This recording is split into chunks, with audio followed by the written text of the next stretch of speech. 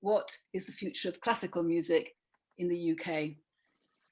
Before I go ahead with anything else, I'd like to first of all thank Ambrose Miller, Artistic Director of the King's Lynn Festival, for encouraging me to organise this event in the first place and advising on it, and also Mo Lovett at the Academy of Ideas for helping with the preparation of the event, and she's also co-chairing, so if anything goes drastically wrong, she'll help me sort it out, or if I lose connection, she'll step in, and hopefully everything will run smoothly.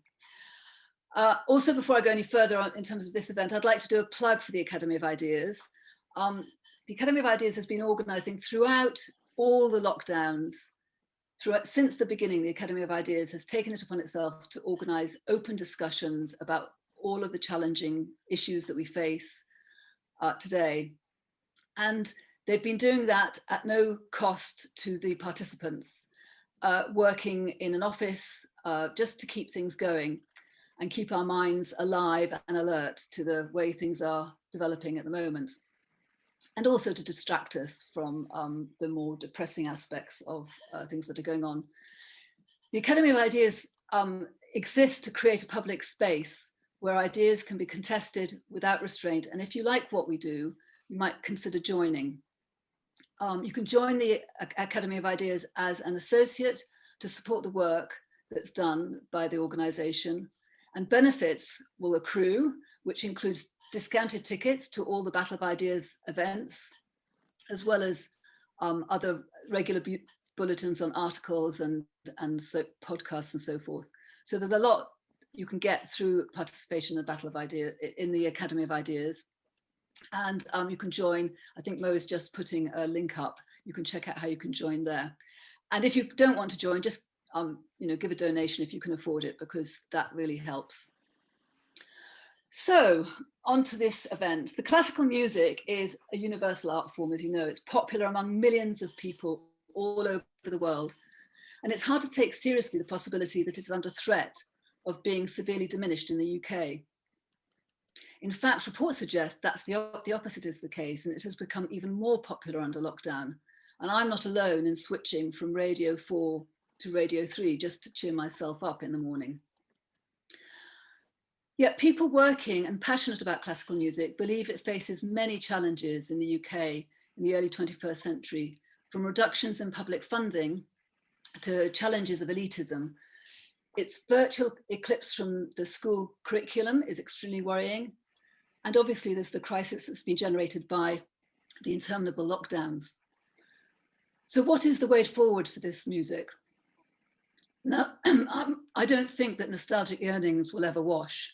And we have to think about how we might recast some of the questions. For example, how we need to think a bit harder about arguments for public funding, which is obviously a major issue, and consider different ways of thinking about the future for classical music. And to do this, I've got this really fantastic panel of speakers, and I'll introduce them now in the order of speaking. First on the list is Stephen Johnson.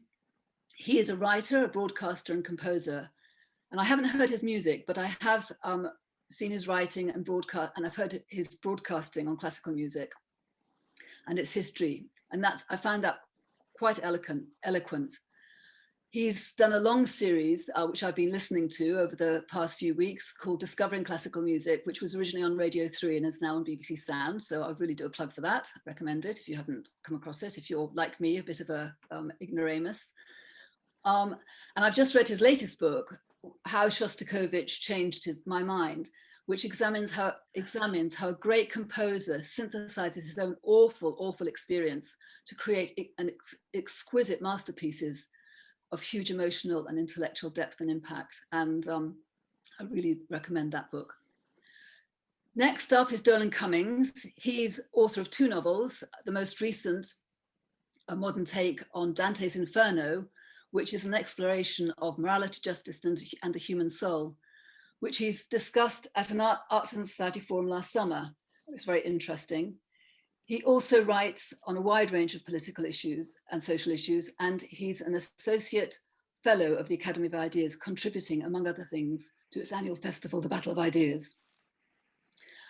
And then the third speaker is Ivan Hewett. He's Telegraph's the Telegraph's classical music critic, and he writes several columns a week on concerts and musical works in ways that more often than not make you really want to attend to those events.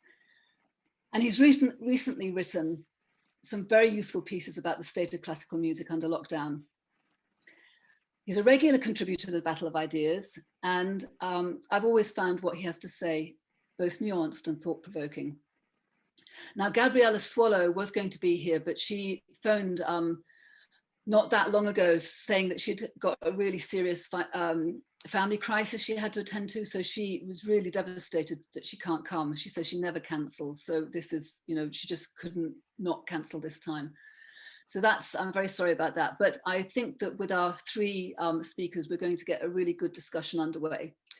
I've asked them to make brief observations and challenges around the brief observations about the challenges and opportunities facing the field of classical music today. And they'll take about 5 minutes or so each. And then we'll have a short discussion on the panel about the issues that they've raised. And after that, I'll open up to the audience for questions and comments. And before I do that, I'll explain a little bit more about joining in the discussion. Okay, so over to you, Stephen. Thank you, Wendy. I must say, one thing I've been thinking about a lot during all this ordeal that we're all going through at the moment is to remind myself that over the last 35 years and several trips to Russia, I've met people who survived the siege of Leningrad and heard from them stories about how music, classical music not least, helped them survive and how they managed to make classical music under those appalling conditions.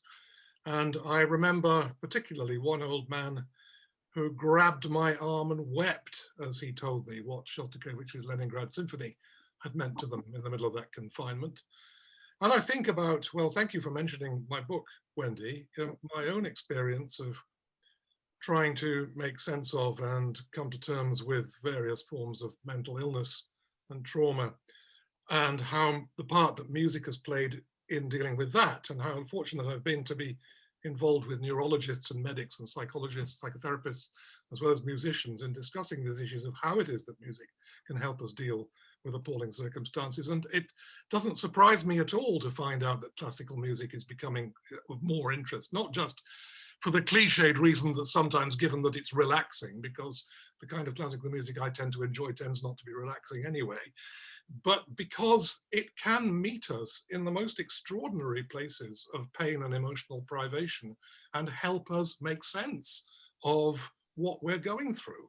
I'm reminded sometimes of Nietzsche's remark that without music, life would be a mistake. I'm very much aware of that, the truth of that right now, and have been coming back to music in whatever form I can find it, and finding again that it gives strength to endure and also somehow or other even transform and transcend the experiences one might be going through. Okay, so why classical music in particular? Why not any form of music that speaks to people in large numbers? Well, partly because I think a healthy musical culture is a diverse one, not only in terms of the human demographic that it represents, but in terms of the musical styles and genres that it embodies.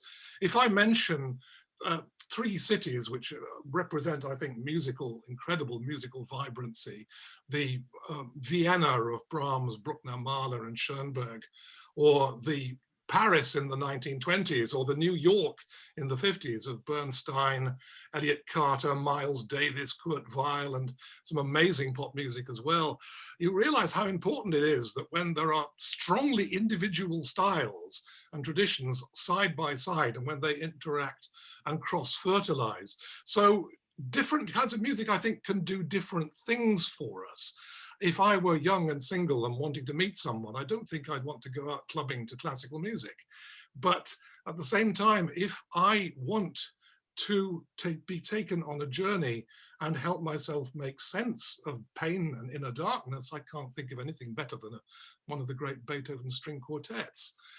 Is classical, it's been said that classical music is a dwindling interest. No, I mean, just to give, you were talking about rising interest. I went online the other day, Wendy, and had a look at Beethoven's Ninth Symphony on YouTube. There are around 40 recordings of it all completely at the moment. 4 of them have views into the tens of millions. And one of them, Leonard Bernstein's performance from 1989 after the Berlin Wall came down, has had 110 million views, rising steadily. My mathematician nephew tells me, working out the statistics, that it's being watched at a rate of about 15,000 a day. And it's 200 years old. That tells us something enormously significant, doesn't it? At the same time, today, exactly today, my niece, who's studying jazz at Trinity Laban, got in contact to say that Herbie Hancock has gone on YouTube doing a video about how, for him, the most important piece of music is Stravinsky's Rite of Spring, as a result of which she said, jazz students all over the country have been sharing videos of the Rite of Spring and listening to it. And she got several of them to contact me to ask me questions about what's he doing there? What time signature is this in? How does he make those rhythms? And I had a great deal of pleasure in saying, you just wait till you look at what Stravinsky's doing there. Is classical music, we're going to knock into this dreadful word elitist. Well, here I do start to get quite angry. And here I am, in 2 senses of the word, I think, in a privileged position. Privileged because you can probably tell from the way I talk that my background was a relatively privileged one. Okay, I'm not going to be like most middle class people apparently these days and pretend to have working class origins. I don't. However, I grew up in the north of England, in Lancashire, quite near to a very poor, very working class town, Wigan. And I remember from my boyhood going into Wigan that there were 3 classical record shops sustaining themselves and sustaining business in that town. There were 2 amateur orchestras, one a youth orchestra and the other composed of adults, all playing only classical music. The Northern Brass Band tradition had, its repertoire was dominated by arrangements of the lighter classical, but not always the lighter classical end of the repertoire either. My grandfather, who as well as being a grammar school headmaster, was a semi-professional choral conductor, went all over the north of England conducting choral societies with Elgar, Handel, Bach, Coleridge Taylor, all sorts. I still have his scores. There was huge interest in it. And I think that the thing that's contributed to this idea that it is elitist was the destruction, which many of us will remember, of the school music education system that began under Margaret Thatcher in the 1980s. And the fact that that eventually made having music lessons a more and more privileged thing to do. However, there are still things going on, like in my little Herefordshire village, there's an extraordinary woman called Becky Blackman, who's a little ball of energy, who runs the Herefordshire Music Trust, who somehow or other manages to annoy people into giving her enough money to fund people at school, poor children at school, to have music lessons and to buy instruments and things like this. And what she manages to achieve, this small galvanic person, I mean, every time I'm out walking my dog in the village, I expect her to come up and collar me about something. These things are going on in the most extraordinary ways. And, I think this idea of elitism is actually being fostered largely by the people in the very establishments that were once there to promote things like the arts and ideas. I think it's being fostered in the BBC. I think it's being fostered in the supposedly high-end newspapers as well. I think there's an awful lot of middle-class self-hatred behind this. And I think that it is something that I do not see much evidence is shared in the wider public. I really don't. So I think we have to get over ourselves in this kind and imagine that we're pushing at a door which is heavily weighted against us and locked. It's not, it's open. The only thing is how we get the question, how we get back to something like the music education system we have in the schools. Well, I don't think we can be sort of dog in the manger socialists and say it's got to be the state or anything. I think, we do have to consider the possibility of private sponsorship. In the words of the Gospel of St. Matthew, make friends with the mammon of unrighteousness. We have to do everything we can to get the support wherever we can find it to arise this, and also not be afraid of the fact that learning to play a classical musical instrument is not easy. two friends of mine who are rock musicians, real rock musicians. They were both highly successful in the 80s and 90s. One of them said, the marvelous thing about the guitar is that anybody can play it. The truly terrible thing about the guitar is that anybody can play it. Classical music, learning to play a classical music instrument is more of an ordeal. It's a long process, and I am still in my 60s learning the piano and learning it hard. But my God, it's worth it. And that's the kind of thing we have to get off, not to be apologetic, not to be ashamed, not to make desperate, pathetic attempts to sound cool, but to sound that we believe in what we're doing. And if we do that, I think we can get a long way. Anyway, I think I've had my allotted time, haven't I, Wendy? So I better stop. Thank you. That's fantastic. A really great opening for us. Okay, Ivan, over to you. Oh, no, me next. Oh, okay. Yep. Well, yeah, Gabriella's not here. I see. Okay. Well, thank you, Stephen, for launching us off with such energy. That was fantastic. Goodness, the future of classical music. What a sort of impossible topic, really. And thinking about it, I suppose it divides naturally into two different questions, doesn't it? It could be taken to mean, what do we need to do to ensure that classical music, as we have known it, you know, in recent years and decades, continues to be healthy? Another question which one hears asked more and more these days is what, not so much what classical music is and how can it continue, but what ought it to be? You know, one encounters quite often the sense that classical music as it exists now suffers from various deficiencies, and that these need to be repaired, you know, both economic and moral, in a sense. That there are certain things about it that are reprehensible and that need to be, as it were, fixed if it's to deserve to continue to have a life, you know, amongst us. Thinking about that, my thoughts naturally turn to this word diversity, which Stephen's already mentioned. That thing which, in a way, classical music ought to have, shouldn't it? It ought to have it more than any other form of music, because it has these claims to be a kind of universal musical language, highly contentious claim these days, what one is likely to make a lot of people really annoyed. Why universal? Because it's rooted in this extraordinary syntax and also a narrative of developing history, which can be communicated at a distance, you know, through textbooks, through learning. It doesn't rely on the kind of guru-pupil relationship the way, for example, Indian classical music does, and that's the thing that makes Indian classical music so much harder to export, and so much, in a way, less impactful on the world. It hasn't become global the way that classical music has done.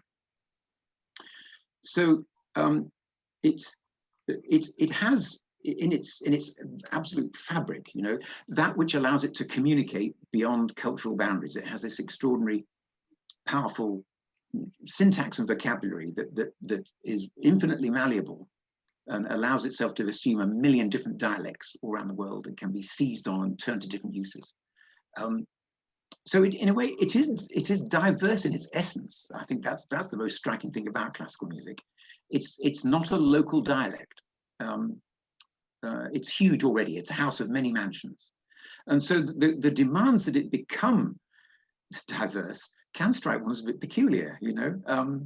What could be more diverse than this music that's this amazing thing that surrounds us? You know, it has, you know, national forms, genre forms that have developed and then vanished through history. But nevertheless, we are faced with this demand. You know, it must be made more diverse, and it's usually taken to mean that it must become more diverse in terms of nation and race. That it has up to now been a predominantly white thing. And that's a barrier and regrettable. And that image of classical music as a wholly white thing has involved the silencing of many composers and performers of color from many countries. I suppose particularly America, but not only America at all. And it is urged upon us that to fulfill its promise of being genuinely universal, in a sense, classical music ought to rescue these sidelined voices and bring them into the fold, as it were. Now, that strikes me as an altogether laudable thing. And just speaking personally, thanks to the efforts of people who've been trying to recover these lost composers from outside the white mainstream, I've discovered many wonderful things. You know,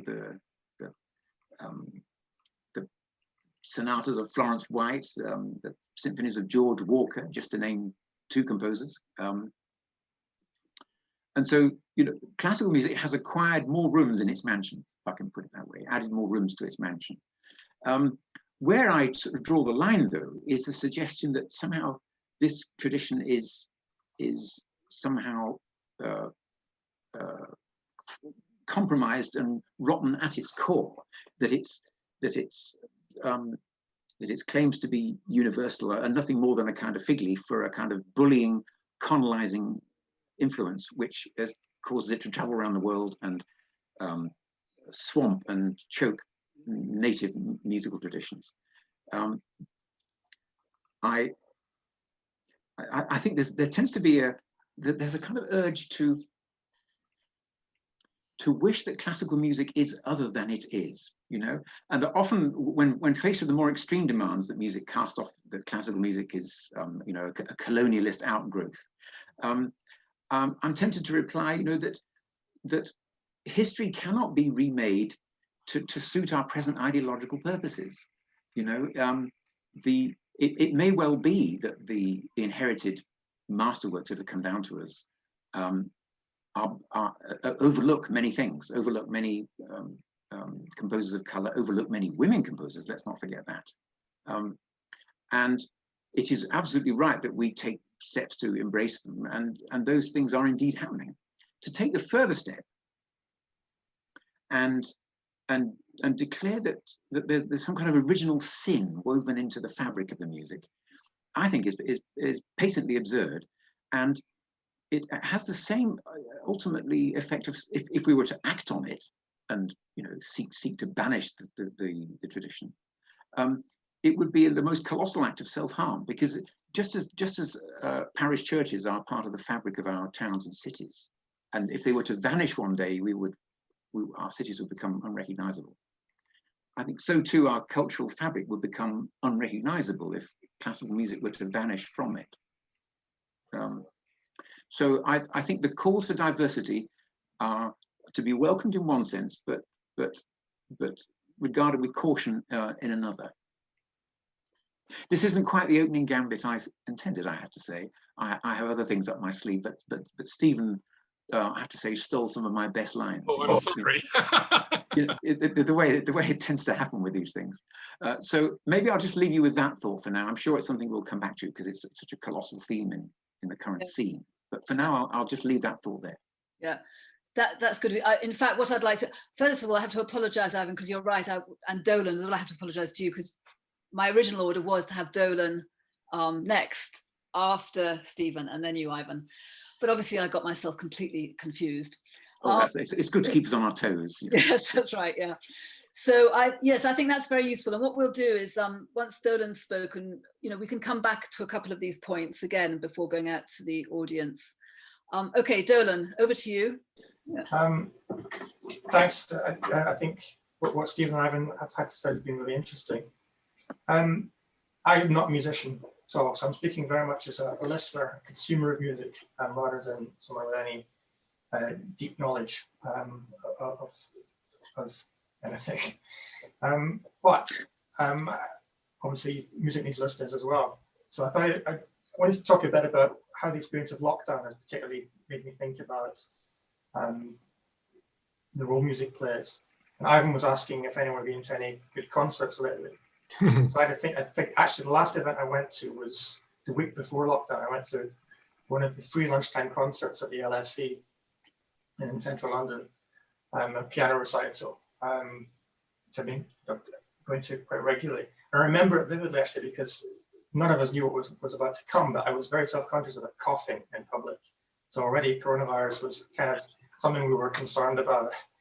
But I also mention it because you know, when you go to a classical concert, much more than any other kind, or certainly pop concert, you are concerned about thinking about others around you, having a certain decorum, this degree of being on best behavior, I think is part of the experience, and that might be contentious, but I would suggest that. And then, I suppose when I really realized that lockdown was going to have a huge impact and going to be a bigger deal than I'd hoped, was when I realized I couldn't go to the Good Friday performance of St. Matthew Passion, which I usually do every year. And the one we usually go to is at St. George's, Hanover Square in Mayfair. So this particular concert every year is actually part of a service. So you get a sermon, you get prayer thrown in. And I've never been quite sure, but I doubt whether most of the people who are there for the religious service. But it just seems to fit. Obviously, Bach composed the Matthew Passion for liturgical purposes, and it feels kind of it feels right in a sense if you don't reject that kind of thing. And it made me think again. There's something liturgical about all classical concerts in a sense. There's this almost like a spiritual aspect to it, which comes through more obviously on an occasion like that.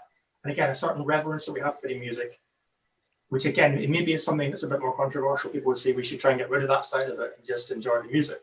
And I think, well, we can argue about that, but I do think there's something precious about that side of things. I mean, for me, at that particular concert, even in the interval, going to the pub around the corner for a pint is almost part of the ritual, part of the liturgy that I look forward to every year. So it's kind of embodied, and you know, going out to a concert, to the opera, whatever happens to be, is part of social life, and you know, something that we do with others, and has that sort of social dimension. So yes, there's decorum, but there's also enjoyment and conviviality, and I think those are important aspects of the tradition, as a, you know, classical music as culture rather than just as a set of artifacts. So obviously we missed out on all of that during lockdown, and you know, I've spent I listened to a lot of music, recordings, as I was saying, there's and Stephen, there's fantastic stuff available on YouTube and other platforms. And you can experiment with stuff that you think you might like, and then you can switch it off. I don't fancy that so much anymore and try something else. And that's good. But maybe there's a downside to it too. You know, you can pause to go to the loo, or if you've got wireless headphones, you can even just take it to the loo with you. I don't know which is worse. But certainly, you don't have the reverence that you might feel at a live performance. But I think there's obviously upsides to being able to experiment a bit more, to having music at your convenience, and that's particularly important for people who haven't been exposed to it. That they can you know, you send someone a link and they get to experience something at least partially version of it. Also, what I noticed over the past year is I was using music more instrumentally, pardon the pun, but to block out distractions. I'm not used to working at home, so I would put on headphones and put on music that was quite full on and intense to block everything out. I found myself listening to a lot of Jean-Michel Jarre. I don't know if that counts as classical really, but it sort of hit the spot in terms of the intense experience. Vivaldi double concerto was also quite effective in that sort of thing. In a sense, you know, you can disapprove. Some people are very precious about saying you shouldn't listen to classical music as a distraction or as background music. It should always be the focus. And I think that there's a place for that, but there's also, we can give it more about that, particularly when at home. But basically, there's lots of interesting stuff that we're checking out, but I'm looking forward to getting back into a concert hall, back into a room. And I think when we talk about access to classical music, I would argue that that's the important part of what we want to give people access to. So it's not simply that you get people going into schools and doing outreach, so that's really important. And I agree with everyone's the argument that's you know, that's been lost, and the cutbacks are disastrous and all that. But I also think it's important that people, when they're exposed to classical music, are learning something of that deeper culture that I was talking about. And one way to put it is it's a different relationship with time, that you sit in silence and things are framed in a particular way. You're not in control. You have to sort of submit yourself to the experience, and I think that's important. The last thing to add to that is that I think sometimes you get, certainly cultural institutions are guilty of this. If you look at the videos that they produce, particularly to put out on social media, they'll grab someone after a concert and say, what did you think? And they'll always say, oh, it was wonderful. I was on the edge of my seat. It was fantastic. I was in raptures all the way through. And I always think, well, talk about setting yourself up to fail. Because yes, sometimes that's the experience of a great concert, but sometimes you're going to be a bit bored for some of the time, especially if it's something you're not used to. If you're trying something new, it's going to be challenging. You might find your mind wandering. And I think that's okay as well. So, I mean, I kind of think of this as aesthetic Pentecostalism, you know, in Pentecostal churches where everyone has to be fully charged and feeling it all the time. And if that isn't happening, there's something terribly wrong. And I think it's a real mistake to think that, that the arts in general have to be like that, but certainly classical music. I did get in trouble at a Battle of Ideas discussion a few years ago. We were talking about opera, and I was suggesting that to get into opera, you have to learn to appreciate some pretty weird stuff. And, you know, I might have gone slightly over the top in talking about, you know, bellowing breastplated sopranos and horned helmets and stuff. People say, well, that's not all there is to opera. And of course, that's true, but there is that. It's part of opera. You know, some people love it. And you have to be open to experiences that you might otherwise think, that's not for me. And that's one of the problems with about access and elitism and so on. If you just mean that something should be made comfortable as soon as you encounter it, then you're going to miss out on an awful lot. So I think we do need to kind of do outreach and I don't mind experimenting and making things accessible in different ways. But I think we should never lose sight of the fact that there's something objective there, that it's not about bringing it to you. You have to kind of come to it in a sense. I mean, we can help people do that, but I think without losing sight of what's special about it. So that for me is a concern. You know, that's thinking about what's happened over the past year and what I would like in the future. I do think we should let classical music be different, be not like other culture, be a bit weird, and a different kind of experience. And I want people to have access to that. Okay, that's, yeah, really useful points there as well. So before we go out to the audience, I just wanted to check if anybody wants to develop in particular any of the points raised. I've got a couple of questions myself, but before we go for that, before I sort of raise them, just want to see what you have to say. Stephen, maybe, is there any thoughts that came up for you from what the other speakers were saying? Well, I mean, Ivan mentioned the diversity thing and how important it is that people shouldn't feel excluded as contributors to and listeners to classical music. I mean, there's a much more selfish way of looking at this from my point of view, which, you know, if you look at, for instance, I had a documentary the other day talking about sexism and when women were not allowed to study medicine. And I'm thinking, what kind of absurdity is this, where half the population and all the talent that might include and all the good that might be do is excluded for something as crazy as gender? You know, if there are people from other cultures out there who can write great symphonies and great operas and great piano sonatas and string quartets, I want to hear them. I don't want them to feel that they can't approach this and express themselves in that way because of some bizarre cultural barrier. You know, if and certainly if as now I get an awful lot of correspondence now from the Far East, as it used to be called, from China, from Japan, and particularly from South Korea, where classical music is hugely important and even aspirational amongst young people, as far as I can see. And they're approaching something that is not rooted in their culture, historically speaking, but which they seem to be able to identify with to an extraordinary degree. And they're certainly making it part of their cultural experience. I don't see why.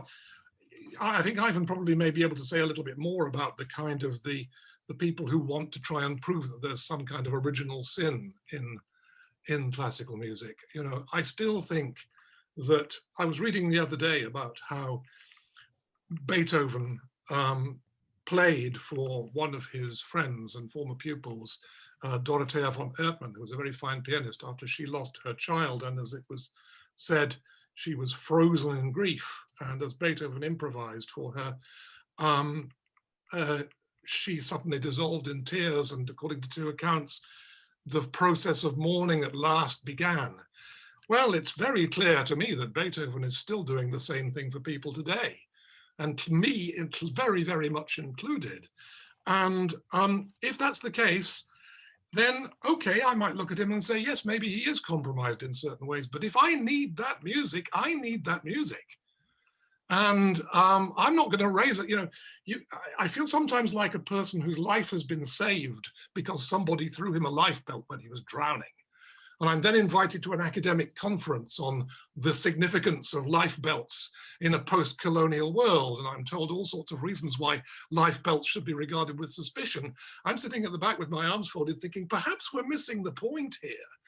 That actually one of the reasons why people listen to music and why 200 years after Beethoven wrote these things, his music is still reverberating for people in such extraordinary ways, is because they need it. It's not just a pleasure with knobs on. It's not just an entertainment with snob appeal, as some people seem to think is. It is a necessity. And nothing else, it seems, can quite meet our needs in quite the same way. That's why, in the end, I think that I look on some of these issues, these debates in inverted commas with mystification, and think we need to get back. And maybe one of the advantages of this, if there is any, of this crisis we're going through at the moment, is that we can ask ourselves these really existential questions about what it is that music is for. And it seems as though interesting answers are beginning to emerge again, which is a huge relief, actually. Ivan. I'd just like to pick up on something Dolan said about a concert, I suppose of any kind, but including classical music, presents experiences that happen at different levels, and that one shouldn't expect it to be transcendental at every single moment, and that the occasional moment of wool gathering when your mind might drift to something else is actually perfectly okay. It's not a sin. And it's easy to get the impression that our ancestors, the audiences of the 19th century were somehow much purer spirited than we were. They always sat bolt upright, with the program note in front of them, and never wool gathered for a minute, And I don't believe that's true at all. I think if they were more engaged with the music, perhaps it's not because they were purer souls than us. It's because they did it. They were doing it at home, and I do think there's a really profound connection between doing and appreciating. One talks about active listening, but I think active listening is itself rooted in active doing, if I can put it that way. And the reason those audiences could connect is that they'd probably played the symphony they were listening to at home in a four-handed version, and so they already were connected to it, and they could feel the contours of the music in their fingers, because we are, after all, embodied creatures. I sometimes worry that classical, they say this is a feature of Western culture as a whole, don't they, that it roots us in our heads exclusively and forgets about the body. But it is an embodied art form, and perhaps we'd be better listeners if our bodies were engaged more in the doing. And this brings us back to the whole business of how music is neglected in schools now. I think the surest way to have a healthier audience in future is to ensure that more of us is playing or aren't playing. Yeah, I was going to say music education, ask you comments on music education. Yeah, Stephen, you wanted to come in, and then maybe I'll ask Dolan again, and then we'll go out to the audience. Yeah. No, but just to amplify Ivan's point a little bit, if, like my grandfather, who I mentioned, hearing a Beethoven symphony in a concert was a special event, a very special event. You got to know that people could get to know that Beethoven symphony by playing them in piano duet arrangements with his wife at home. And that was, and the concert was a very special thing. And particularly for someone in the far north of England, where he would have to involve a major trip to Manchester. So the promiscuous availability of music at the moment is, in some extent, works against it in this respect. It's too easy sometimes. Yes, indeed. I think that's right. There seems to be a strange kind of inverse relationship, doesn't there, between the ease with which one can get at something, and the degree of commitment and passion one puts into it. I always remember the story of how, after the war, the young Pierre Boulez was fascinated by you know, the 12-note music that had been created 20 years earlier. But he couldn't get hold of it. There were no scores anywhere. And that made it this extraordinary object of intense desire. And the only way he could get the music, the only way he could have a copy of Schoenberg's wind quintet in front of him to look at was to borrow somebody's and copy it out. Yeah. He copied out the whole thing. And if that's not dedication, I don't know what is, you know. I encountered. Now we okay. No, we could go back and forth here for quite a while. So I'm just going to ask Dolan to come in. I think, you know, some of the points you were making about the experience of the actual experience of live performance were really pertinent. But it'd be interesting what you think about the music education issue, Dolan, as well. I don't know, say whatever you want, but I'd be interested in what you say about that. Yeah, I mean, I think obviously it's important, and you know, as a non-musician, you know, I went to a reasonably good school that had music education, but there was a kind of apartheid between the kids who studied music, who had music lessons privately, and therefore were able to key into things and understand them, and those who weren't. And I always thought we got a bit of a sort of you were either deemed to be musical or not. And it tended to come down to whether you're having private lessons or not. You know, I took recorder lessons. I didn't get very far because I lost interest once I worked out the basics. But the kids who studied music privately got a lot more out of music education. And I think there needs to be a bit more outreach to kind of allow everyone to do it, because otherwise it becomes a bit of a self-fulfilling prophecy. When you say classical music is elitist, so let's not fund that, let's not promote it, then, oh, surprise, surprise, the only people who can do it are those who have a family tradition of classical music. You know, so it's not just about the money for lessons, it's about having parents who like classical music, who played themselves, who have an interest in it, the cultural capital. So I think that's as important as money, perhaps. I mean, I don't know the practicalities, but it is important. And I think that, yes, it's not fair to say to treat it in such a way that it becomes elitist and then blame the art form itself. It's not about the art form itself in that regard. Okay, thanks. Okay, so I will ask, I want to ask people now to sort of put up your hands to ask any questions or make any comments yourself. I've noticed in chat there are quite a few comments already, but hopefully people will be willing to kind of verbalize them here. Yeah, we'll kind of get started now. So the first person on my list is Brian Caplen.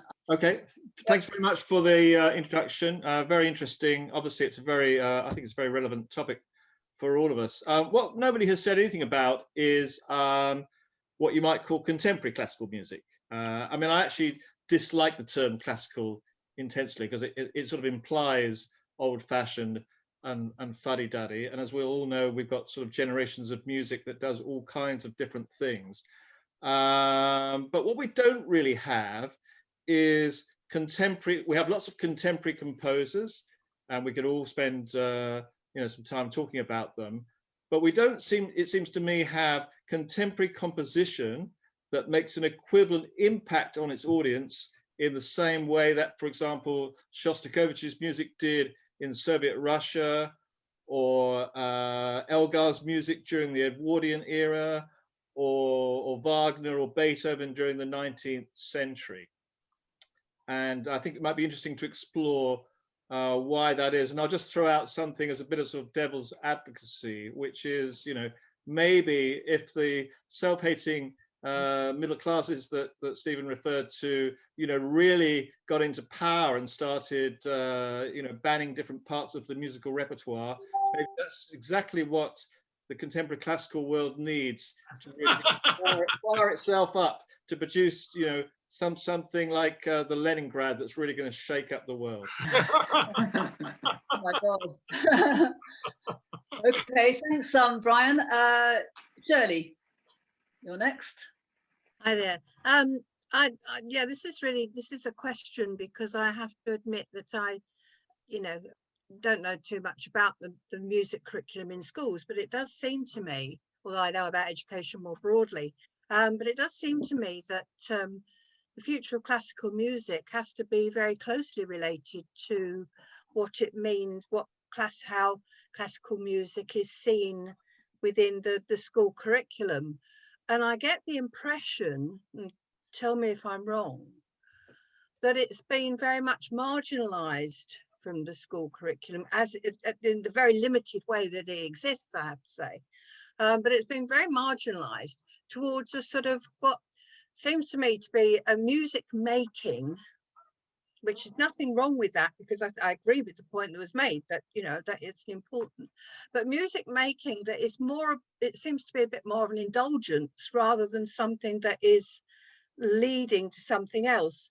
And specifically, I wanted to ask our speakers what they felt about the teaching and learning of notation, because that, I think, has been completely written out of, or almost entirely written out of the school curriculum.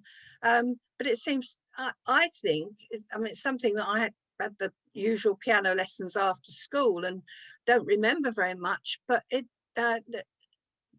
notation is fascinating. It offers something that is really quite distinctive and different, I think, about a way of expression and recording expression. It's almost like learning another language. Anyway, and so I think that's a really sad loss, and one that will have a real sort of influence on the way that young people see, play and appreciate music, when, as Stephen said, I think, you know, there's the promiscuity of access. It isn't like music now isn't what it was when I was a little girl, when you either went to a concert or you put on a record that, you know, somebody had bought and you'd like to listen to. Good points. Okay, good question. Next I've got is Renato. Good evening. Very interesting discussion. I have a question for all the three speakers, but I guess mostly also Stephen Johnson, because he's the one who mentioned this point. He mentioned quite rightly the huge interest in Western classical music in the Far East, in Japan, Korea, and China. And the question would be, what is it in those cultures that has made it easier in a way for them to adopt also classical music as one of their tenets? And what can we learn from that when it comes to trying to propagate also the love for classical music in other areas of the world, like sub-Saharan Africa or the Arabic world, or even India for that matter, because we don't really have many great interpreters, let alone composers, of classical music coming from those areas. Thank you.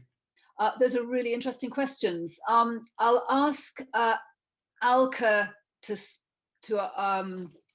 ask a question next, and then I'll invite the speakers to come back and do a quick round on any of those. Yeah, you'll have to be very picky because there are some great questions there. Okay, Alka, are you unmuted?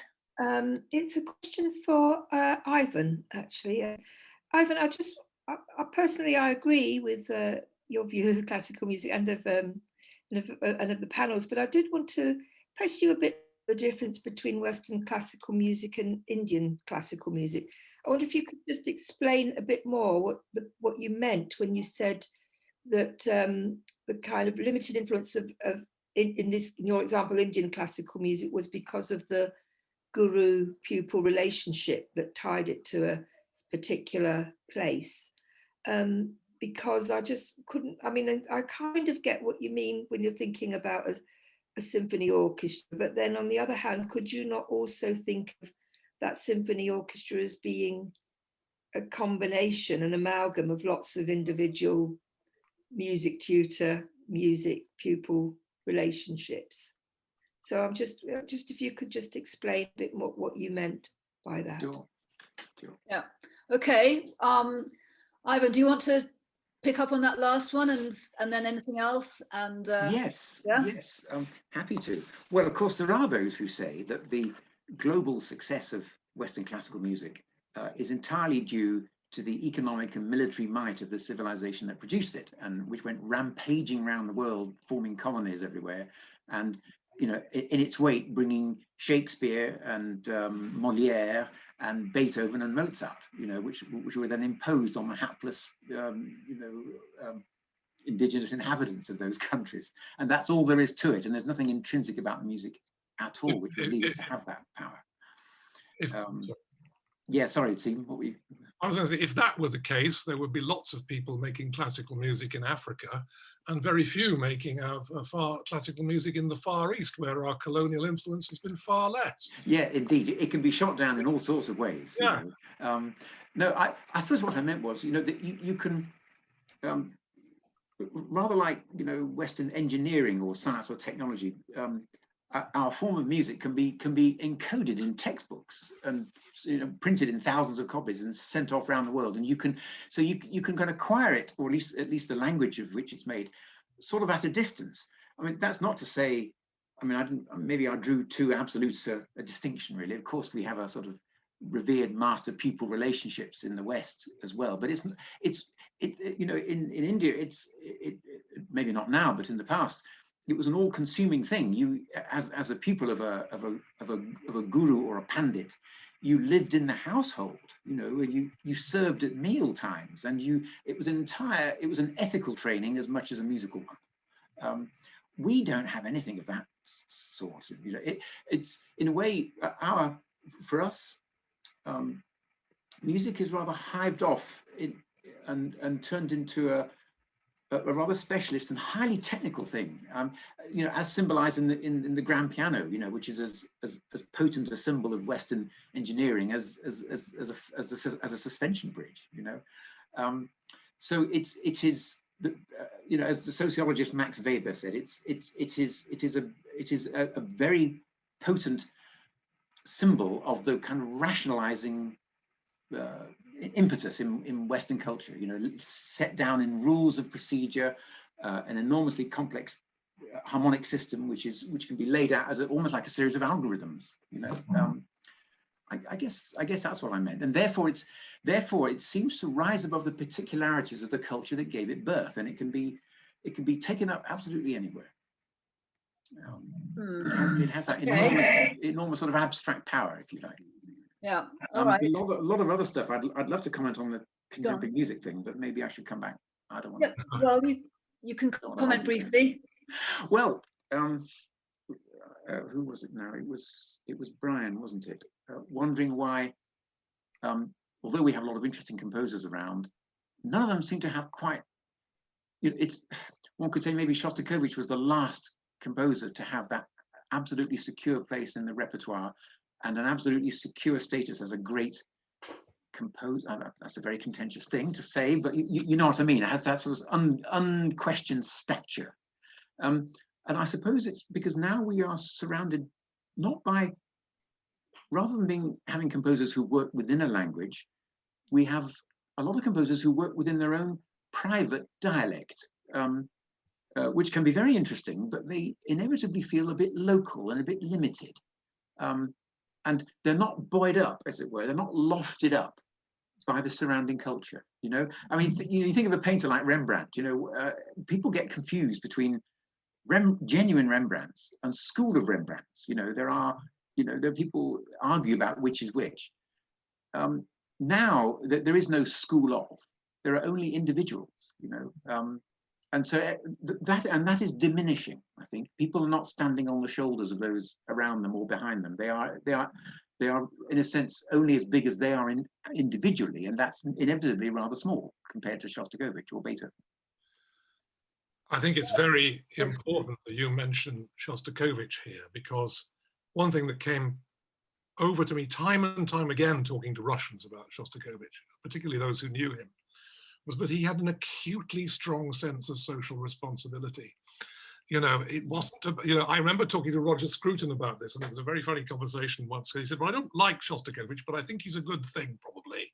And I said, what do you mean? He said, well, whereas an awful lot of these people who pour out their dark emotions in music, it's all about I. In Shostakovich, it's about we. And there is, if you think of one composer, contemporary composer, who does seem to be able to reach a relatively big number, James Macmillan.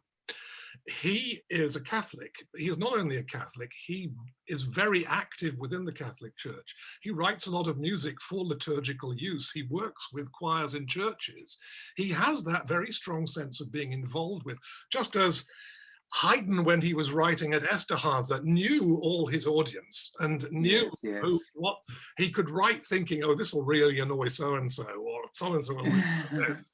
And you know, they'll like this in Paris. You know, and I can't stress enough how, when I was an undergraduate and a postgraduate, and was being told how wrong I was to like Shostakovich and Benjamin Britten, and how bad these composers were, as far as I can see, basically because they were popular. You know, there was a real sense that any of this was a distraction, that music was an almost solipsistic exercise, and the harder it was to understand, the better it was, and that ideas of social responsibility, well, you have to go back to the Nuremberg rallies to see what all that was about. And there was this still sense of colossal reaction against populism and against all the stuff that led to the horrors of World War II, and against the Soviet Union too. And I'm delighted that that's begun to change, but it seems that that still lingers an awful lot in our educational establishments. An idea that you know, a young composer student said to me the other day, he was told that his music didn't look difficult enough on the page. Well, you look at some of Shostakovich's music and it looks appallingly easy until you start to play it. You know, there is a sort of still a kind of hauteur about the idea of getting your hands dirty and mixing with the profane multitude. And of course, I mean, and Jimmy, I mentioned James Macmillan because he doesn't have that. And it's been given back to him in the response to his music, not on the Shostakovich level, but somewhere comparable to that, I think. I think you know, to address the we, any sort of collective, the we has to be manifested in the musical fabric itself. It can't be totally self-created. Otherwise, it does become solipsistic. And I think that's the big problem with the modernist, especially the post-war modernist movement, wasn't it? Really, it was destined to. You mentioned Pierre Boulez. I've got to quote this because I want as many people to know this as possible. And I like what happened to Boulez in his later years, but I remember being at the Edinburgh Festival in 1999 when he was the guest of honor and gave the festival lecture, and they performed his Pli Selon Pli. Oh, yes, yes. Which is one of the hardest and least rewarding lessons I think I've ever had in my life. And the next day, and I remember talking to members of the orchestra afterwards, and they were all grey and miserable and exhausted and fed up. And the next day, somebody asked Boulez after his lecture, a very brave member of the audience, why is it that people refuse to love this stuff? And Boulez said, and I wrote this down on my program at the time to get this absolutely right, he said, perhaps we did not take into account sufficiently the way music is perceived by the listener. I thought, that was fantastic, isn't it? That's almost like the Ayatollah Khomeini saying, perhaps I could have been more proactive on women's rights issues. You know, the audience was almost the class enemy to be punished in the time that Boulez was talking about. And it's taken a very, very long time to get away from that.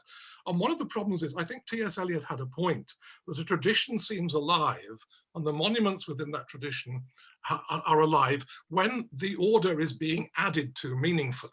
Yes, because that changes the way you perceive, as he puts it, the present changes the past. And because a lot of the hardline modernist thinking has taken such a self-punitive, such a hell shirt attitude to this, that a lot of people feel at the moment that the tradition is not being added to in that same kind of way. And that would be something, again, I think that would enormously increase its sense of relevance for people. Yeah, absolutely. Okay, Dolan, and then I'll go back to the audience. Yeah, I mean, there's some interesting points. Just to pick up on that, it's interesting that James Macmillan does write liturgical music. The problem, though, is that the Catholic Church is almost as marginal in Britain as classical music is as an institution. It's not a mass, in the way that it was when the great religious composers were writing. And in the United States, where Christianity still is a kind of popular culture, if you like, the music is not good. The music that is popular in American evangelical churches tends to be what they call praise music. Oh, yeah. It's very kind of cheesy pop type thing. I mean, not to say there isn't, I'm sure there is wonderful music being written for churches, but it's not part of the vibrant culture of it to the extent that still exists there. And I think there is a tension there. I mean, Stephen mentioned Roger Scruton. I remember him making that distinction between Janacek, who he likes, Yes. and Schoenberg Berg, who he kind of grudgingly likes, but Yes. you see there's a split there between Janacek engaging with a folk tradition, you know, recording folk songs and trying to give Yes. back to the common people something that they would recognize, and the kind of the modernists who were making stuff up that only appealed to other academics. And maybe that's a bit of a caricature, but there's something there about a rupture between even the popular end of classical music and something which is a much more limited appeal. And I think that's definitely pronounced. And someone like James McMillan is actually probably one of the most interesting examples of someone who's against that, or working against that tendency. Or the other thing to throw in maybe is film music, which, you know, people Yes. tolerate a lot more from film music than they would from music that they're asked to sit and listen to. Yes. So that's Indeed. one element to bear in mind. I noticed Radio 3 for a long time, I said a film music program. They now also have a video game music program. Yes, indeed, they do. Which it seems a step too far to me, because I'm not into gaming, but maybe someone knows better than me if there's something in that. But yes, it'd be interesting to see if we could bridge that divide. And maybe the problem is that we don't really have a genuine popular culture, popular not in the sense of mass produced, but in the sense of mass engagement. And I guess it goes back to the points about music at home. Yeah. And the last thing I wanted to pick up on was about the Far East. And you know, it's become I'm sure it's true that Western classical music is very popular, and it's become kind of there's a joke. You know, how do you know if a kid you see in the street in Shanghai plays the piano because he's not carrying a violin case? So, but the reason for that isn't that Chinese or Japanese, Korean kids spontaneously love Western classical music. The difference is their parents. And so there's a culture there that they're being driven into it to some extent. Yeah. And in the West, we're very reluctant to do that. Very reluctant to say, you should be listening to this sort of music. I want you to get into it. Of course, it still happens, but it's more of a precarious. And you know, the other thing that occurs to me is that migrants, not so much now, but in the US, you know, the Jewish community was hugely disproportionately represented in classical music because, again, parents who were aspirational would get their kids involved in that, and there was a move there to Yes. I know there's people chatting on the chat about this idea of aspiration, and I think it's a really important element because it does to some extent involve even parents who think, well, I don't like that stuff, but I want little Johnny playing the violin and learning that this kind of thing because it suggests that you're getting on and getting somewhere. Yeah. And maybe to some of us that feels a bit artificial. It seems like a wrong way for parents to relate to their children, but actually there's always been that, and it's always been part of a vibrant culture. So I think there's a balance maybe to be struck, or some nuances to be drawn out there.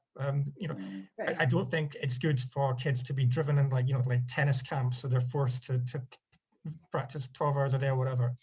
But on the other hand, I think we shouldn't be indifferent to what young people are exposed to and what they're encouraged to take advantage of. Well, it's interesting. I was talking. Stephen, sorry, I want to go out to other speakers. I mean, there's some really useful points being raised there. So the next person I have on my list is Marina, Professor Marina. Hello, I'm Professor of Music at the University of Cambridge. So I wanted to bring you some dispatches from the front line. Why I call it front line, because, you know, over my 20 years there, I've been interviewing people who want to do a music degree at Cambridge. And the changes over these 20 years have been very, very noticeable. So it's very nice to talk here to each other because we're all on the same side and we agree with each other. So it's like, you know, just basically talking within our own bubble. But it's much more difficult to engage with this, even with issues of diversity, for example, when they're put to you in this very acute way, as they've been put to us, for example, in the past year. And I can tell you that, you know, we call ourselves a faculty of music, and we, in most of our minds, music equaled Western classical music. Well, it doesn't anymore, and basically we have to talk about Western music, Western arts music as a separate thing, as just one of many things that you can study. And this is the pressure that comes from students, you know, from our own students, sometimes expressed in the most in very, very acute way. I mean, I can give you an example, of a person saying, you've given us a set work, which is Bach's 48 preludes and fugues, and I feel that like my horizons are narrowed by that. Yeah, so it's not what we would necessarily agree with. Yeah, but this is how these questions are put to us. And when we have people coming out to us to, interviewing to become students of the music faculty, you find a huge gap, absolutely huge gap between state schools and independent schools. It's absolutely, it's killing us, because, we basically cannot take anyone from state schools because people do not know anything about classical music.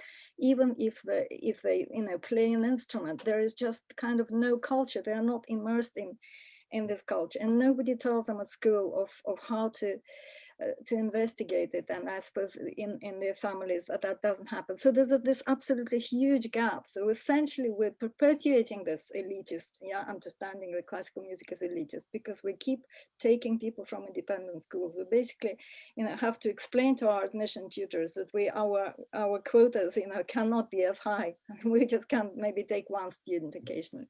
So that's one thing. And another thing, that of course young people just are interested in different kinds of music. And that we just have to, there's no point in indulging in nostalgia. It's not going to be like it was. The change has happened. So, people are interested in studying pop music seriously at the university. They're interested in studying hip hop. They're interested in studying sociology of different musics and music of different cultures. Yeah, so I can tell you that we have cut our history of Western music by a third.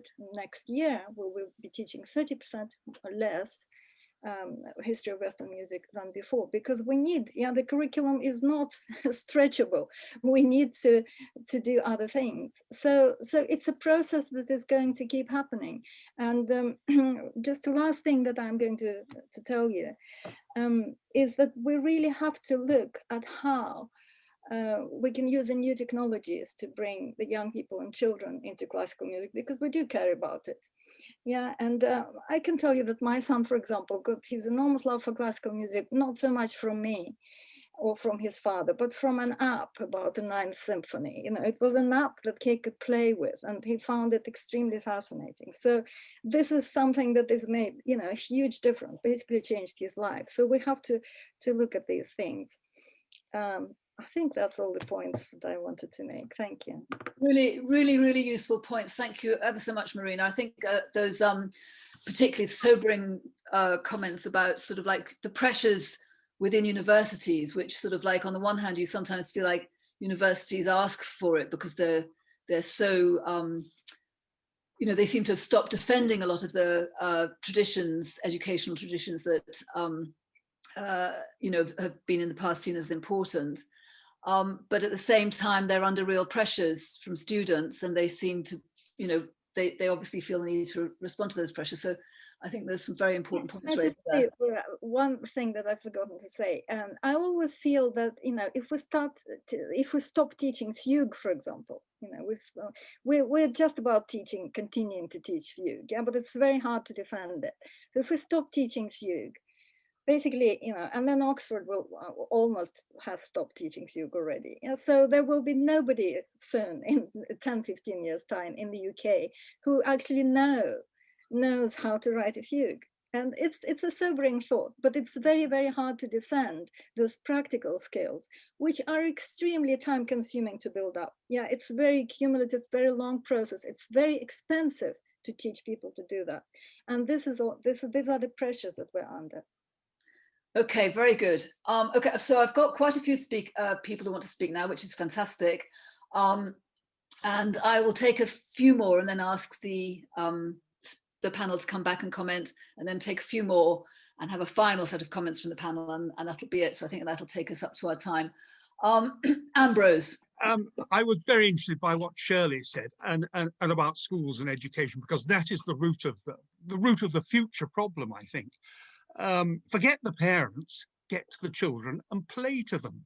I mean, I became interested in music when I listened to Tchaikovsky's symphonies and things like that. If you could get good young musicians to go into schools frequently and play. I think that would be an enormous help. That is an inspiration to want to learn. The children will soon get to the parents, and they'll soon have lessons after that. That's the first thing. I was very interested by what was said about composers as well. I rather avoided Shostakovich too to begin with, but I've given in now. I think he's wonderful. I think the rot set in with Schoenberg. Sacrilege to say such things, but look at what has happened to composers who've been inward looking. In King's Lynn, we always have a composer for a concert of about 15 minutes. We start with a short interview, then we have his music, then everyone can meet him with drinks afterwards.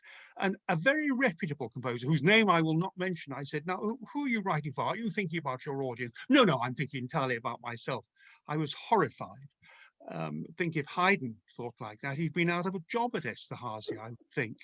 And then getting on from children, if you can get children to be interested to listen and learn to play and want to play, then they will go to concerts.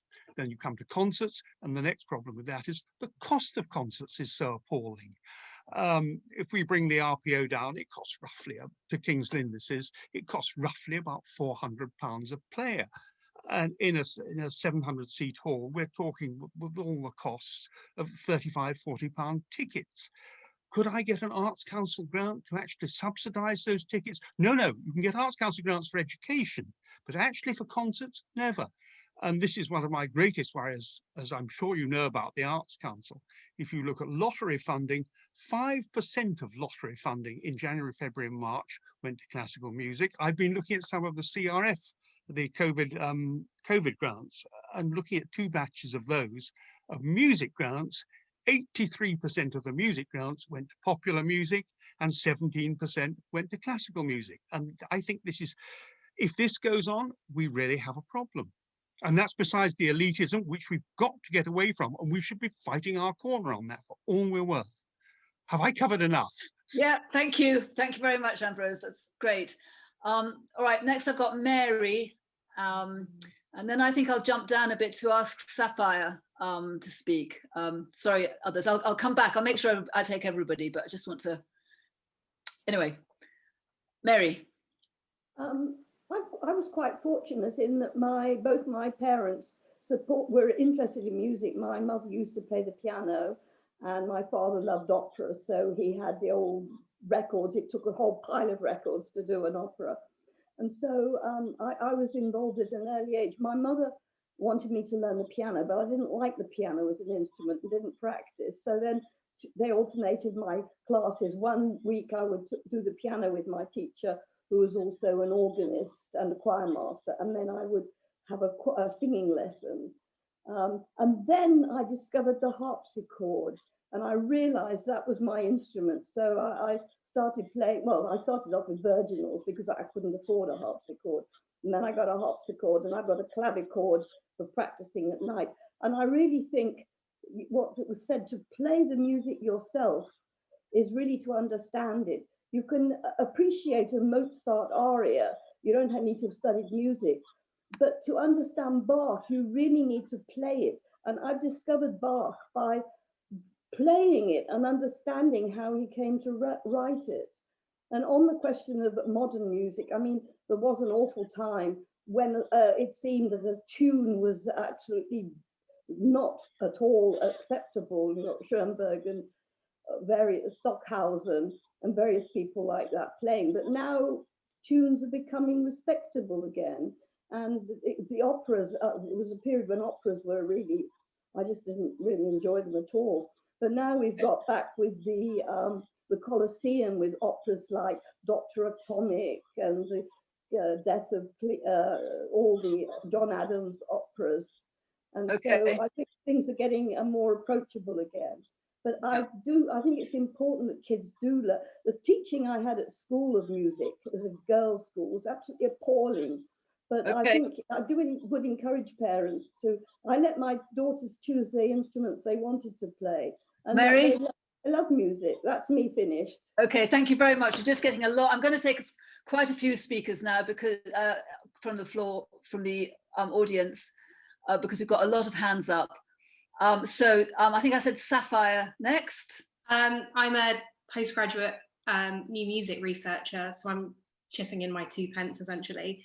Ivan, you said that you have a lot of composers who work within their own idiom, and there aren't really schools of anymore, only kind of individuals. And then Stephen, you said that perhaps maybe now composers are, in that concert, people were forgetting about the listener. I mean, I disagree slightly with Ivan. I think maybe there are schools still. Recently you kind of got postmodernism, you've got Takamitsu, George Crumb, it's all over the globe. I think maybe now what's happening perhaps is that new music is kind of merging into one as the world becomes more and more globalized. So actually, you aren't getting composers who are more individual, but you're getting composers who are picking ideas from different countries in different other languages, which they're then kind of amalgamating into their own style. And I think now, obviously, as well, we're losing a lot of melody, motif, classical form and structures, which does make music harder to listen to if you are not musically trained. And then maybe that's why music is being perceived as slightly more elitist now, because if you really want to get into new music and you really want to get into contemporary music, it's quite hard to listen actively if you don't know what to listen for. And maybe that's why new music concerts aren't as heavily attended. I would just like to know essentially what your views are on that and the direction music's headed in now, compositionally, and how that's affecting the listener. Thank you. Okay. Next, I'll have Rebecca. I just wanted to contribute something as a player, and thought that we couldn't have this whole conversation without talking a bit about how impossibly difficult it is to be a professional musician at the moment. It's now nearly a year since I went on an academy tour around America with Joshua Bell, and my work now is pretty much solely education and outreach. Obviously, it's very hard to do any concerts, and the concerts we do are mostly for free or for streaming. Or a lot of the structures for being paid for music are disappearing. The MU's trying to work on streaming at the moment. Then we've got Brexit, and that's making touring very difficult, more expensive. It's not even clear what the structure is, and so we're hearing from EU people who book orchestras and artists that they don't even know how to do that for the next few years. The future in terms of the UK is looking dire, not just for education, not just for people in schools. In a way, all of us classical musicians might be doing much more education. So through COVID, we've been going into primary schools. I've been teaching music in state schools. Today, I just wanted to pick up on Stephen's point of how emotionally invaluable it is. I was saying that today I was playing online for people, 90-plus-year-olds in Jewish care homes, who were feeling, quite emotionally today because it's Holocaust Day as well. And they were sharing their very intense memories of classical music through their lives. And it was, very moving to hear that, and very inspiring that we need to keep this candle burning. So I just wonder if you have any comments on the future in that sort of sense. Yeah, the very real practical problems of the moment is something that, yes, you just wonder how are people going to emerge from that. Thank you very much, Rebecca.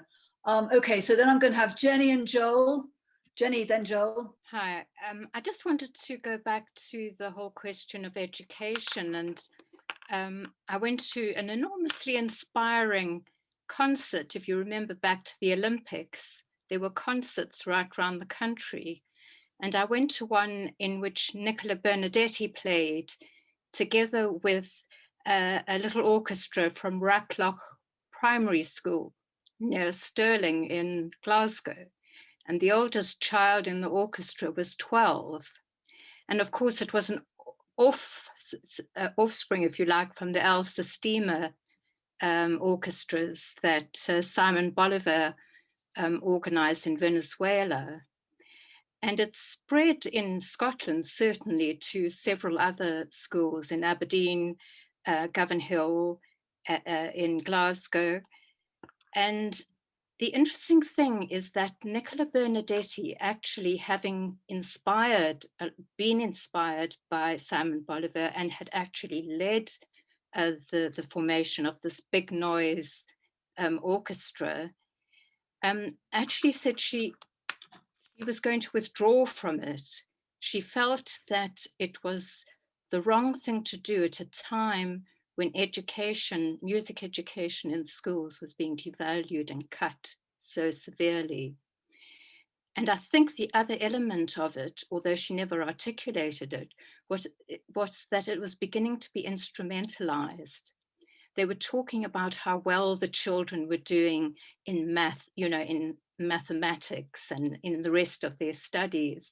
And it sort of had begun to turn a little bit into an social educational cause. I just wondered, though, when people talk about allowing young children to become involved in music making, what they thought about that and about Nicola Bernadetti's points about proper, as she called it, music education. Okay, thanks. I'm going to take Joel next. I just wanted to see if there's anybody else who wants to speak, because with the current number, what I think I might do is run through them all and then ask you the speakers, the panelists, to come back and talk about anything you want to talk about, and then we'll wind it up. But if there are other people who want to speak, I might break it down a bit. This could be this is not absolutely your last chance, but it's, yeah, if you want to speak, it's getting near to the point where you won't be able to put your hand up again. Joel, your turn. I was rather, listening to Dolan talking about film music, was thinking really about where the future opportunities for composers lie. I mean, I think there's no doubt that we appreciate the enduring universal appeal of classical music, but it's ever evolving, and so are the opportunities. And I wonder where they are for artists and composers and musicians creating major works.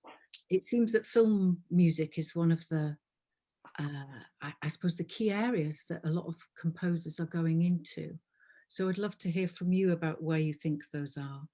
And also about, I think it's really vital that contemporary classical music keeps evolving, that there is experimentation. And I wondered what you also thought about the way that classical music was being presented in new ways, in contexts outside of the traditional, I suppose, halls like the Barbican and the South Bank Centre, and more, from car parks to VR. Is that something that's valid? Is it a bit of a sideshow, or does it offer opportunities to experiment in new ways? Okay, thank you. All right, Anne, Oliver? Yeah. It's Harley, actually. Harley, go on then. Cheers. Disguise. I'm a massive music fan, everything from pop, jazz, really formless, experimental, improvised music, anything just about, except classical music. I struggle with classical music, despite the best efforts of my wife, who has been trying for 20 years to educate me. Takes me to concerts. I'm afraid I'm one of those guilty wool gatherers that Ivan was talking about. I like the big themes, and then my mind kind of drifts in between those. And I really struggle to see what she's shaking my head now, but struggle to see the form in some of it. And in discussions like this, I sometimes find people can talk about as if the beauty of classical music is just self-evident, and if you don't see it, then there's something wrong with you. But any form of music is a language with its own grammar and conventions, and people's expectations about what music is for and how it works can have a huge impact on how we appreciate music. And just for example, classical music, I don't get movements or what they seem very arcane to me. I don't get what musical role they play. But I'm sure we've all had the experience of being left nonplussed by a piece of music which seems completely shapeless and pointless. But then hearing it, in different circumstances months later, we suddenly get it. We're not sure why. And once we've seen the point, it's impossible to unsee the point. And it might be because something's just struck you in the right way, or someone has said something that helps you approach it in a different way and sort of unlock its beauty for you. But given that we no longer have classical music sort of being taught in school, like we've heard, what can be done, not to change classical music, but to sort of explain it better, I guess, and so, give people roots into it from where they are.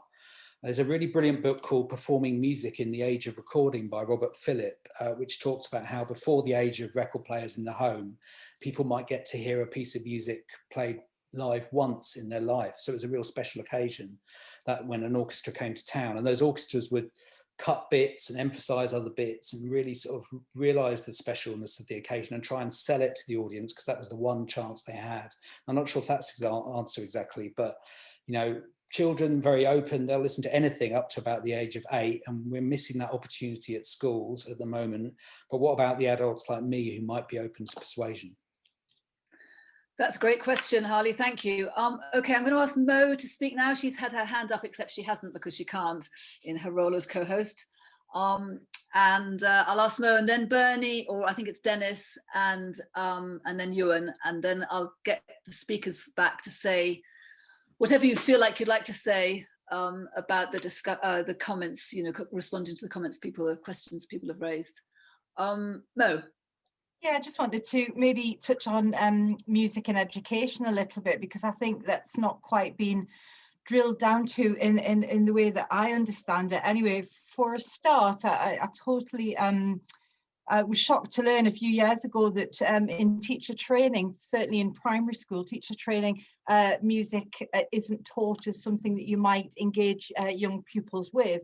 And so what tends to happen, if you look at sort of national initiatives like Sing Up, is that professional musicians and people from the music sector are brought into schools to add that kind of extra curriculum aspect to it, because it's just not part of teacher training, in the way that we all used to sing, and we always had one piano teacher that could play the piano in assemblies and all the rest of it. So whoever said in the chat that it shouldn't just be an add-on at grade 6, I think was correct. However, I think it has to be seen against the background of a kind of wider societal problem. I think Evan touched on this idea of decolonizing the canon, and Joel made some interesting points and others about how we can expand the canon in a globalized kind of environment. But who is kind of defending the traditional canon? And I think Stephen made a really good point. I think he meant it as a joke, but he said, like most middle class people, I'm not going to pretend I'm working class.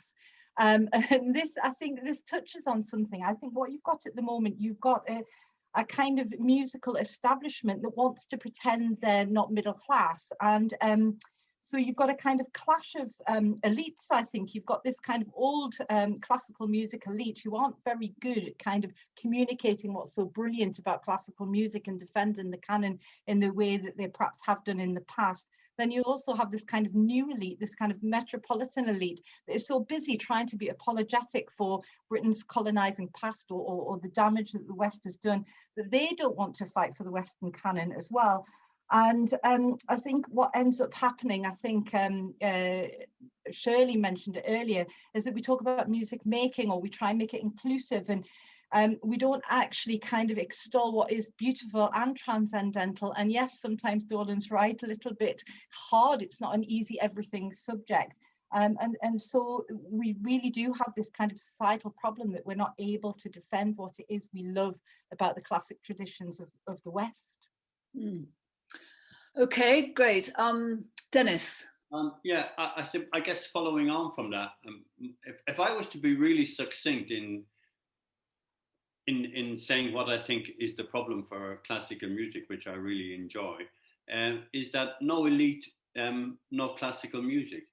It seems to me that when you look at the history of classical music, which I'm not an expert on, but whether it's the Judeo-Christian tradition, which provided an impetus towards its development, it was an elite, sort of sponsoring the arts, sponsoring music, sponsoring architecture, and painting and so forth, or through to the whole development of the Enlightenment in Western Europe, which led to a further development in the idea of great music representing great historical movement in human society and the development of human consciousness. These things are all evident in the classical music, what we call classical music, Beethoven and Mozart and so forth. But that era is over. And, as Mo was saying, we now have an elite which is in essence a facet of democracy. We have, anti-elitism, and to be an elite is to be sort of a pariah in society, to present yourself as an elite. And so the classical music suffers accordingly, whether it's in reference to funding or whether it's in reference to, a kind of enjoying the kind of the position which, an elite sponsored, activity can have. And how can we possibly replace that by sort of full kind of egalitarianism or something that sort of says that, music is for everybody and this music is for everybody? If you're going to defend a tradition, you have to be prepared to take on the elements of, an elitist point of view. And it seems to me, whether you go outside of England or go outside of Western Europe into China or Japan and other countries, it there too, is found to be something that elites in those countries take up because they recognize the value of it as an elitist project and as an elitist activity rather than it being popularized in any way. Yeah, good. Okay, and then Ewan McKay. Hi, thank you for some really interesting points and discussion. There's been a point that's been made around education, and I had a point and a question as well, really. I'm a recent graduate from the University of the Highlands and Islands, and when I was there, I studied 2 degrees, the Bachelor's in Applied Music, and then the Music and the Environment degree. And one of the interesting things when studying at universities, and other people whom I know have gone to other universities, they haven't necessarily been taught how to build careers in classical music and in the wider arts. But at UHI, we were actually given a module called Sustainable Creative Endeavour. And this was a real eye-opener because we were given tools and concepts and various different ideas and actually encouraged to build a sustainable working practice as young developing artists, composers, musicians. When I graduated from my degree last year, I took a job in marketing and events coordination with a tiny tech company in Aberdeen. And I'm now using these skills that I've learned through university, and I'm marketing at a local music school where I also teach cello and composition. And I'm also a fairly active emerging composer as well. So I just wonder if there is much of a future in classical music in this country and indeed around the world, how important it is for young students to be taught and trained, not just in their instrument or in their discipline, but in how to actually build a career when they leave their studies and leave university. Okay, all right, those are some really great contributions there. I will ask the speakers to come back and just talk about anything you feel like you want to pursue at this stage and sort of pick up on. A couple of things I feel like are probably fairly crucial, though I'm not demanding you respond to these, I'm just saying, these are the things that I've picked up on, is the sort of kind of the role of universities. And people haven't mentioned conservatoires, but I have the son of a friend is going to a conservatoire, hoping to go to the conservatoire next year. And I suppose it's that thing about are universities part of the problem, or as they stand at the moment in relation to classical music, or are they part of the solution? And you know, is it something that maybe we need to look, you know, what role can conservatoires play, or are they essentially an elitist form? Yeah. Also questions to do with, I thought some very interesting questions there about experimentation and the problem of listening to experimental music and how one overcomes that, because obviously one doesn't want to drive the experimenters out because they're not as popular. And, you know, jazz used to be regarded as an impossible, or some jazz, you know, is regarded as impossible, and then it becomes very popular. So, and the same is true of, you know, music when it's first created, like Shostakovich, can be seen as terrible and then becomes accepted. So that kind of thing. And then there's just the sort of, I suppose, the big elephant in the room, which is coming out of COVID. And, you know, the kind of, you know, will we see, this may be a sort of playful crystal ball opportunity, but are we going to see concerts come back because of the unique experience that speakers have talked about of being at a concert, and that very special way in which you can listen to music in a concert hall that you can't really do at home? Or is music and the experience of music actually probably going to change quite a lot as a result of the COVID experience, lockdown experience? Anyway, you don't have to answer any of those questions. I just use my privilege as chair to direct things a bit, but you can ignore me. Ivan, do you want to start, and then Joel, and then Stephen? Yes, but where? My God. Well, I mean, we haven't really talked about the COVID thing at all, have we? And the effect it might have. Certainly, I think some of the effects of it will turn out to be permanent. I think that the normal, when it comes, will be a new normal and not the old normal.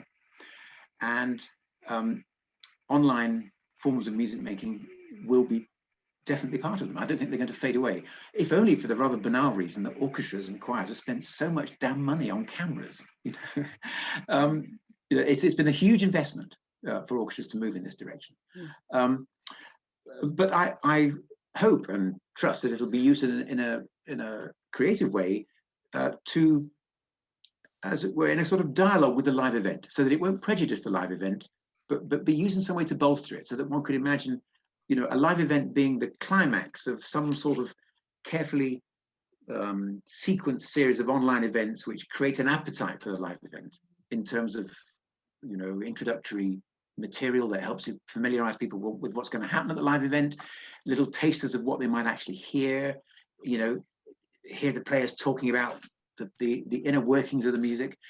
So the new technology used to create an appetite for and sharpen, you know, the irreplaceable wonderful things about live events. So I hope that's what will emerge, because I think, you know, when you're looking into the future, you know, it's very hard to disentangle the question, as I think as I may have said earlier, where is classical music going from where would I really like it to go? You know, my feeling is it's a bit like, it's rather like surfing. You know, when you're out there on your surfboard, you have to play on the energy of the incoming waves. You can go with the wave, you can go left or right. You know, you can steer, as it were, the way good surfers do. The one thing you can't do is go backwards. You know, you can't go against the sea. And I think acting effectively to bring about a future that you want means acting like a good surfer. You have to call on energies that are out there already in the culture, and not be a sort of angry person who wants to go backwards. That won't help at all. One other thing, if I may, somebody, possibly Sapphire, asked about where I thought music was going, contemporary music particularly. There's a word being much bandied about that at the moment, which I really dislike intensely. It makes my hackles rise every time I hear it. And this word is immersive. I'm sorry to say, I'm always being told on Radio 3, that, particularly on a new music show, to my great regret, warning me that I'm in for an immersive experience. And this makes me want to run screaming for the room, I have to say, because what immersive means, it's the hypertrophy or the degeneracy of the very valuable kind of subjective experience that Stephen talked about with respect to Shostakovich. Valuable, I think, because in the end Shostakovich was connected to a we, as Stephen said. What these immersive experience offer us is a kind of warm bath of fantasy, where you bob pleasantly in a kind of bubble bath of sound. I noticed Radio 3 has launched 2 chill out programs very early in the morning, which offer relaxation playlists. I mean, and this seems to me is the absolute nadir. I mean, I do notice that they've buried it in the graveyard slot of 5 a.m. and 6 a.m. respectively, which makes me think that perhaps Radio 3 management don't 100% believe in this new thing that they've launched. But nevertheless, it's a sign of the times, isn't it? That I think we are heading towards a hypertrophy of the subjective in a kind of dreamland, which I think is really awful and very contrary to what classical music has been and could be. Thank you. I'll leave it there. Dolan? Yeah, thanks. Someone made the point about whether music education should teach to build a career, in the Highlands example. And if that works, good, but I do think not everyone's an entrepreneur. And it's a bit frustrating. You have not just in music, but in visual art, in writing too. Everyone's expected to be their own promoter, to find their own model, to do a bit of teaching on the side, to do whatever it takes. And that's all fine. But I think, the arts flourish when you have some people who are good at being entrepreneurs, who go and discover ways of making things work and then employ people to do what they're good at. The concert did not always exist. It was an invention of people who had the idea of putting these things on, of building an audience. Similar to with recording, obviously the technology wasn't always there, but neither was the institution of recording, of getting people to produce recordings and then creating a market for it, which didn't exist previously. So I think, I'd like to see, I think if classical music is to flourish, it will require a bit of entrepreneurial thinking, but I don't think that should be down to every single musician to have to think that way. So, the internet obviously is the resource of the moment, and it's good that people are using it in creative ways. But I think also we need to keep it in its place. It's a great way to get the word out, to build audiences potentially. But again, not everyone's good at that. And I would like to see kind of more institutional ways of working. I don't know whether it's conservatoires or academic institutions. But I think we do need kind of institution builders in a way, if that's not too off topic. But I think that's how I see any art work flourishing. So that's what I make the case for. I think the internet is a fantastic way for individuals to find music they're interested in, for other people to put the word out and build an audience. But as I say, that can't be something that every individual musician has to be expected to do. So my hope would be out of this experience of being forced online far more, that we'll think of ways for that to transform the online world as well. Because it won't, we do have to get back into concert halls. I think that's what I miss, and that's what I think is valuable, and it's what I want people to have access to, people who don't currently have access. Okay, great. Thank you, Dolan. And finally, Stephen. 2 points about pendulum swings. My wife is a psychotherapist and has been doing a lot of her private consulting work with people on Zoom, as everybody's doing Zoom. This is the age of Zoom at the moment. And she came off it the other day and said, oh God, it's making me so aware of what I pick up from people just by being in the same room with them. And she said she and all her clients have been saying the same thing, how desperately they're missing the almost, unreadable, unknowable ways we communicate with each other. Verbal communication is such a small part of it. And I think when this is all over, or whenever that may be, there's going to be a massive swing back towards people wanting to be. As somebody I said the other day said to me, because I've written a book about Mahler's 8th Symphony, the Symphony of 1,000, so it legendarily needs 1,000 performers.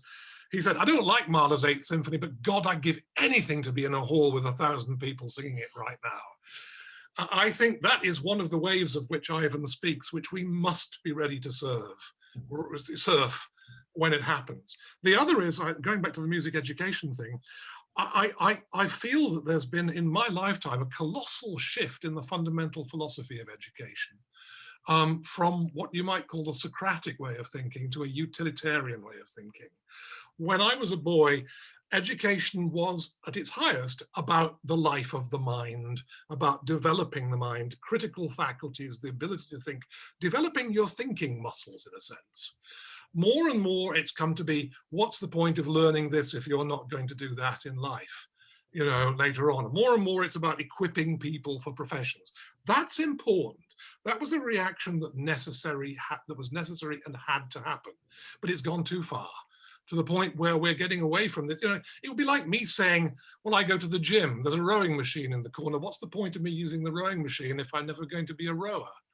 You know, neurology has made huge leaps and bounds and shows us how things like learning a language, learning musical notation, develops neural pathways in your brain that you might not have developed before. That there are so many ways that we can enrich this extraordinary thing, which we're just beginning to understand in our ways. And music making in all its diverse forms is a stupendous way of doing that. Aside from the psychological benefits, which I talked about and Ivan talked about earlier, that it provides as well. And Rebecca was talking about too. So we need to challenge an attitude to education, which is increasingly, well, if it's not going to serve them in their career, what's the point of teaching them? You know, we've got to get away from that. Yes, it was too rarefied. It was too idealist in the world I grew up. The reaction against it had to happen. But now there has to be another reaction against that. And maybe when we come out of that, that may be another of Ivan's waves that we can all be ready to serve. But when it's there, let's not be tardy. Let's get on it and serve it. End of sermon. Thank you very much. Can everybody unmute themselves and give our speakers a round of applause? Yes, yes. That's another way in which completely inadequate to the task. That was really fantastic. I have to say, I've learned a huge amount. Please mute yourselves again. I've learned a huge amount just from listening to all the comments and questions. I think, I mean, I'm not a musical person, and I kind of, you know, I do tend to use music as background, but I think there is something about the idea that classical music is not for everybody. There's something about the attacks that are going on at the moment, and something about the way universities are failing classical music that I think is really tragic. Because I think this thing about having an environment where something as amazing as an orchestra of, you know, numerous instruments, numerous skills, playing all at one time and producing something just incredibly beautiful, to sort of like downplay that as an achievement of humanity and dismiss it in some ways, just some kind of Western elitism, I find deeply, deeply shocking. So I have found this discussion really, really useful. It has been recorded. So if anybody wants to come back to it and listen again, which I will, and if anybody wants to come back to it and share it with friends, brilliant. I'm going to be organising some more Arts and Society forums over the next few months, just to keep our spirits up, apart from anything else. And also to talk about, you know, the artistic issues of the moment. And the next discussion is going to be focusing on architecture, and there'll be details of that available soon. So thank you everybody for coming and for sustaining your interest. I just thought it was a very, very useful discussion, and I really particularly thought the speakers were superlative. Thank you very, very, very much. That was great. That was fantastic.